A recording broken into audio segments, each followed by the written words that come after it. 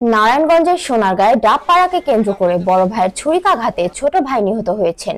ঘটনাটি ঘটেছেন শুক্রবার 19 সেপ্টেম্বর দুপুরে উপজেলার আলাবদী গ্রামে।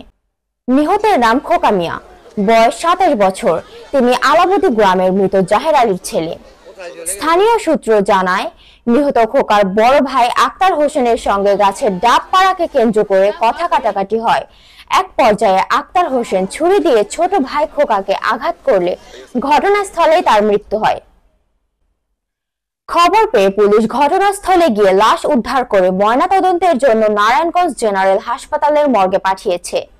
এ বিষয়ে সোনারগাঁ থানার পুলিশ পরিদর্শক রাশেদুল হাসান খান জানান, ঘটনার পর থেকে ঘাতক ভাই আক্তার হোসেন পলাতক রয়েছে। তাকে গ্রেফতারের জন্য পুলিশের অভিযান চলছে।